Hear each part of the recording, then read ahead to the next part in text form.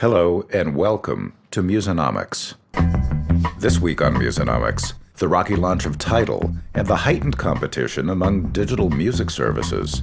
And I'll talk with Tom Silverman, founder of Tommy Boy Entertainment, about the prospects for a $100 billion music business. If you're a creator, if you're in the music business or you're in any of the creative industries, you have to believe that we can increase the value of creation again, and we can find a way to integrate creation with technology in a way that actually generates more revenue than it ever did before. I'm Larry Miller from NYU Steinhardt.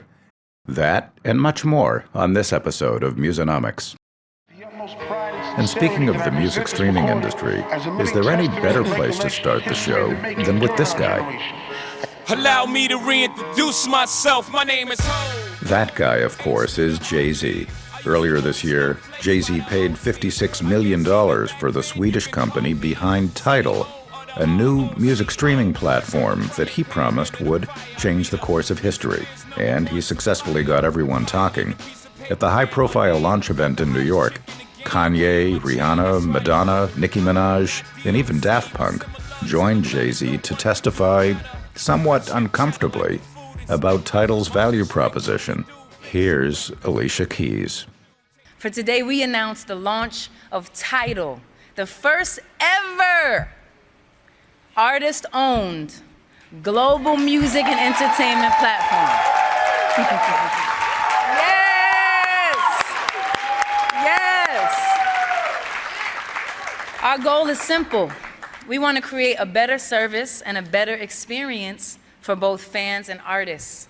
And that is our promise to the world. Tidal offers two different subscription levels. Pay $10 a month and you get access to 25 million songs and 75,000 music videos streamed at 320 kilobits. Pay $20 a month and you get access to all of that media at 4 times the bitrate in FLAC, or free lossless audio codec. The service is not entirely unlike its biggest competitors, Spotify and Deezer. Deezer even already offers higher quality audio streaming, just like Tidal. So what sets Tidal apart? In theory, Tidal's robust class of superstars was supposed to help kickstart the new platform, providing artist exclusives and championing the importance of fairer compensation for artists. Spotify pays out 70% of revenue to record labels and music publishers. Tidal promises to pay out 75%. At first, it seemed to be working. Rihanna, Madonna, Kanye, Chris Martin all coming together with Jay-Z, ponying up $56 million to get this thing started, then secretly, one by one, signing artist after artist. Move over, my man, Lucius Lyon. Tonight's top story, Jay-Z's new title, Empire. This is going to make him, probably the most powerful person in music. We already know he's a hip-hop cash king. His net worth is over $500 million. I think Jay has just sort of grabbed the bull by the horns and said, we're going to do things differently around here. And he's got some of the biggest artists in the business. But I think it's fantastic. I can't wait to try it. Tidal spent its first week near the top 20 apps downloaded in the U.S. iTunes App Store and on the tip of everyone's tongues. But downloads plummeted, and Tidal dropped out of even the top 500. In the Google Play Store, Tidal hasn't fared much better, peaking at number 7 before dropping out of the overall charts altogether. Public opinion seems to have turned on Tidal as well. Jay-Z's new music streaming service Tidal was launched with great fanfare just last month, and it's already run into some big problems, it appears. The CEO is out, Tidal's cutting staff, and the competition is getting huge new waves of funding. Okay, this is great for Jay-Z and his friends and everything. They're going to get a bigger slice of the revenue. Yep. But what about the smaller artists that are still coming on, and what about the users? I mean, it's like, you think you could just put Nicki Minaj and Beyonce and Jay-Z on stage and you all just gonna get $30 a month from me? That's kind of cocky. I didn't like it. It's extremely cocky. It was a big flop. Flop Right. city, chick. Flop, like it flopped hard. Flop. Spotify has 15 million paid subscribers and over 60 million in total. The Beats music service, now part of Apple, has muscle, a big brand, and relationships with 800 million iTunes customers, though not all of them download music. Tidal had 40,000 subscribers at the beginning of April. Listen, first the fat boys break up. Now every day I wake up, somebody got a problem with hoes. What's up, y'all? All fed up cause I got a little cheddar and my record's moving out the store. Young spitting at me, young rappers getting at me. My big predicted it exactly. Tidal's got a long way to grow, but the streaming market is fertile ground for growth. To learn more about the streaming industry and what we should think about the Tidal launch, we sat down with Larry Rosin of Edison Research, the author of The Infinite Dial, a widely read blog and annual study on audio consumption. Larry, here we are about a month since the launch of Tidal. What are your observations on the fully interactive music streaming space that is dominated by Spotify? Well, it remains really early days, not just for Tidal, but for the entire space. As you said, we're just about a month into Tidal, and it's been a bit of a rocky first month, but it's just a month, and their story has a long way yet to play itself out. And in America, Spotify is really just a couple years, and Rhapsody's just a couple years longer than that. So the whole space is really still in its infancy.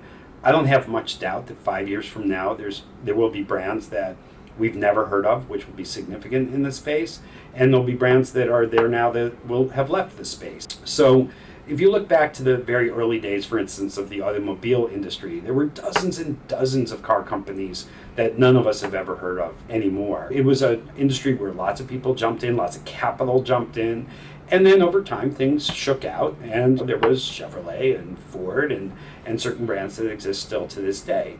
But there used to be many, many more brands. And even 20 years ago, there were many, many more brands. So I think it's very much in its infancy at this point. There's room for lots of players to launch because there's plenty of capital. It's an exciting space that people want to invest in at the moment. And we'll see how it shakes itself out. But in the work that you've done so far with music service brands and their penetration in the space, what have you seen, especially among younger music consumers? When you look at brands, and for the total digital space, not just for these fully interactive brands, by far the biggest brand is Pandora, way out ahead of anybody else. iTunes has such a natural advantage built in because everyone knows the name iTunes. iTunes Radio, therefore, is a very big brand, as is iHeartRadio, which doesn't get as much credit as it probably deserves because I think serious music people don't maybe take it quite as seriously, but they've done an incredible job of building brand awareness using the power of AM/FM radio stations that they're affiliated with, also using big scale concerts and festivals and all kinds of clever things. Spotify would be slightly behind, but at the next tier of big names in the space. Certainly among the fully interactive brands, Spotify is number one. And Rhapsody, which is the beginner, the one that's been around the longest by far, it doesn't get as much attention or credit as it deserves. It has a brand name in the industry as well.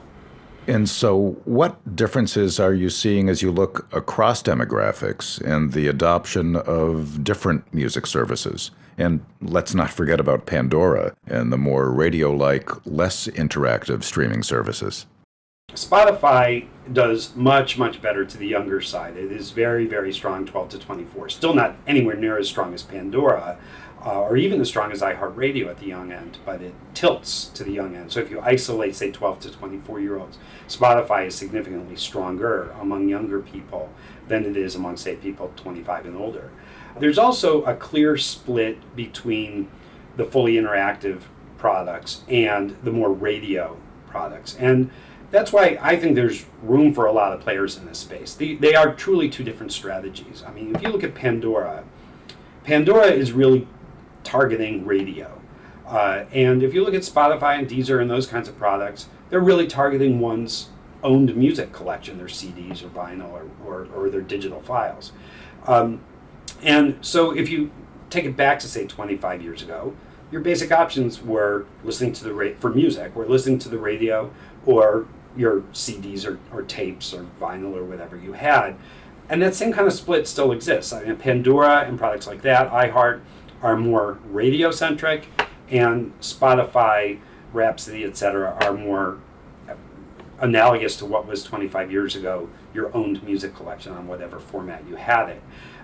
And so I think there's room for both of them to grow. Now, clearly, there's a bit of movement from a lot of the players in that fully interactive space, like Spotify, towards the radio side as well. I think Spotify sees that there's a big market for free, and so they're making it easier for someone to fulfill some of that radio type usage, and in hopes of getting them to start paying Spotify. And we'll see how that plays itself out. So if you were the betting type, what would you forecast for Spotify, Tidal, and even Rhapsody over, say, the next 18 to 24 months? Well, I have this stock answer to a question like that, which is I'm not really a futurist. I'm more of a presentist. I'm a researcher, and researchers do a really good job of measuring what is the situation today. There is little doubt that they will grow over the next 18 months. I mean, that's an easy bet. Even, like I said, Tidal's off to a rocky start, but they're only a month in. Are they likely to be bigger 17 months from now? Yeah, I'd say the odds are way better than 50-50 that they will be. There's a lot of resources there. They put some marketing behind it, maybe change some strategic aspects to what they're doing.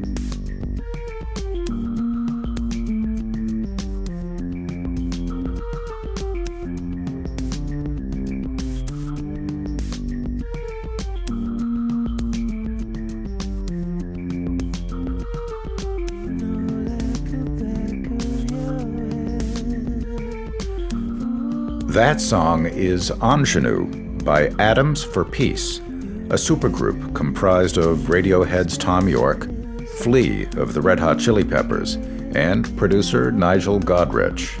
Last year, Atoms for Peace pulled all of their music off of Spotify. York feels that the Spotify streaming model does not fairly compensate artists, and he's not the only artist to raise this concern. Late last year, Taylor Swift very publicly pulled her music completely off Spotify when the streaming giant refused her request to make her music available exclusively to paid subscribers, but not free users.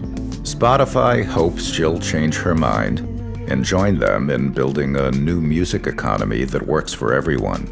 They believe fans should be able to listen to music wherever and whenever they want, and that artists have an absolute right to be paid for their work and protected from piracy. Spotify's website says that's why they pay nearly 70% of revenue back to the record companies and music publishers that own music rights. Spotify projects that if it can grow to 40 million subscribers, that paid back revenue could quadruple for every artist. The underlying concept here is that if more people pay for their music, artists can make much more money. For more on this, take a look at SpotifyArtists.com. But for now, Taylor Swift's catalog is available for download on iTunes, but not if you want to stream it on Spotify. Oh, and her music is, of course, available on video streaming giant YouTube, where just one of her songs, Blank Space, has been seen over 800 million times. But wait, isn't YouTube free to consumers too? Well, YouTube recently launched Music Key, a new $10 a month ad-free service.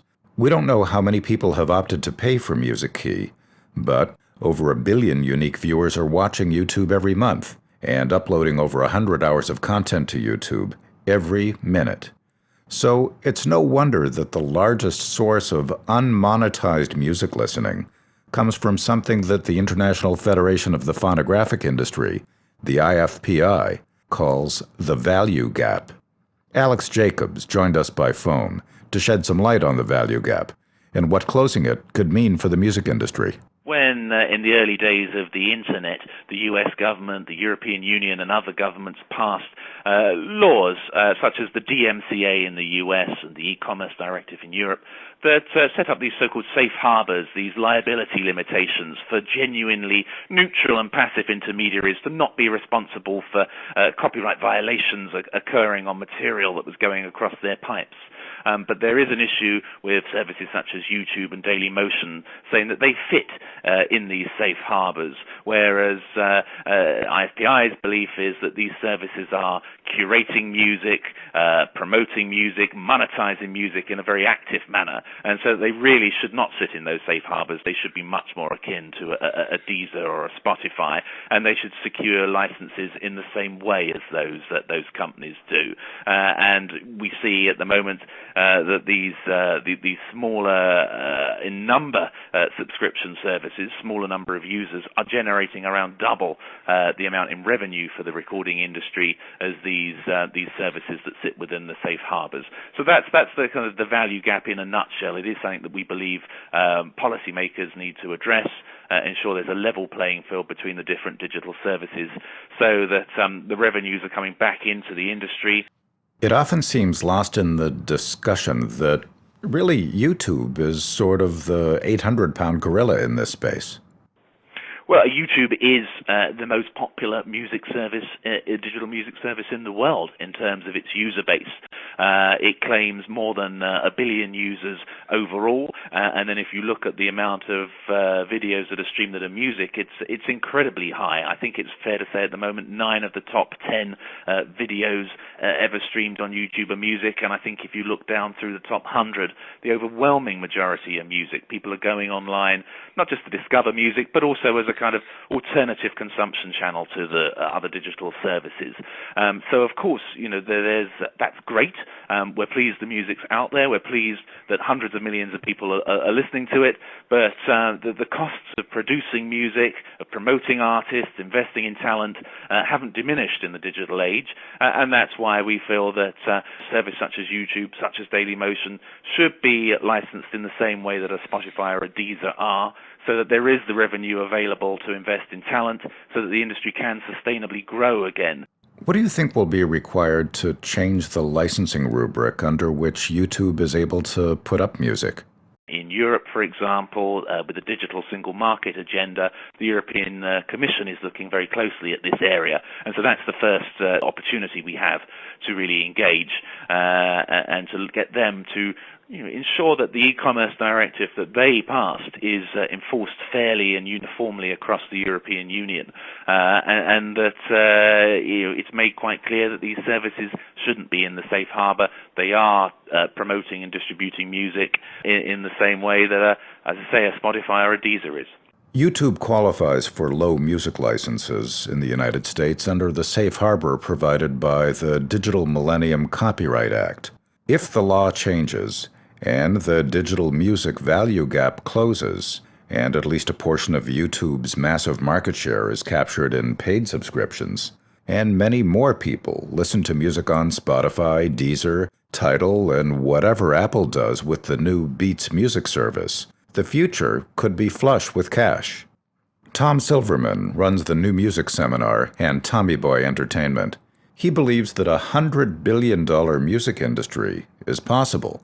And the biggest thing holding us back is subscribers. There's 27.1 million subscribers to SiriusXM, and there was 100 million subscribers to television subscriptions, including cable and satellite. Maybe it's closer to 96 now, but in that realm. So we believe that 100 million subscribers in the U.S. is attainable, and probably another 150 to 200 million in the rest of the developed music world. So that could get us to about 350 million subscribers worldwide. And if they can generate $70 each, you can do the math and say, okay, that's $21 billion alone just from that, versus the 15 that we are now. And there'll still be music sales, there'll still be downloads and physical sales, there'll still be performance revenue, there'll still be sync. So there'll be another 10 or 15, let's just say another $10 billion of revenue on top of that at that point in time. So, that takes us halfway there. The only way we're going to get the rest of the way there probably is by the developing world, which is where all the people are. And it's not going to be at a $10 a month subscription, but something built into every phone subscription that might be 50 cents to $1 a month that's just built in. And it's not a big number compared to the 10. It's 1/10 to 1/20 of what we're getting now, but it's of such a huge number that the number could be massive. So you believe the boost in revenue would be equally massive? We're on the way. The most important thing, and this is coming up time again, is that you have to believe that it can happen. If you're a creator, you're in the music business, or you're in any of the creative industries, you have to believe that we can increase the value of creation again, and we can find a way to integrate creation with technology in a way that actually generates more revenue than it ever did before. If you don't believe it, it absolutely can't be done. So we're starting with belief, and I hope everybody that's listening buys into that, because if you don't believe it, you can forget about it right now, and you can turn off your podcast, because there's no point in going any further.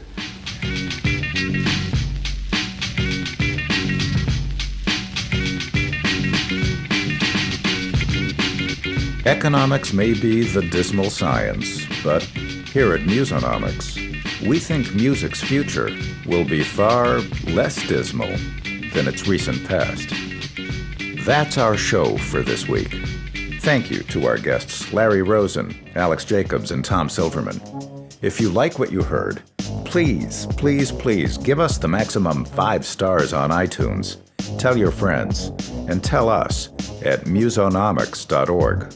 The Musonomics podcast was produced at NYU by Sam Behrens, Travis Fodor, Karina Barroso, Alex Lechtman, and Anayeli Perez. Special thanks to Ron Sadoff and Catherine Moore. From the NYU Steinhardt Music Business Program, I'm Larry Miller. Thanks for listening to Musonomics. Cash moves everything around me. Cream it. Yeah. Check this old fly shit out. Word up.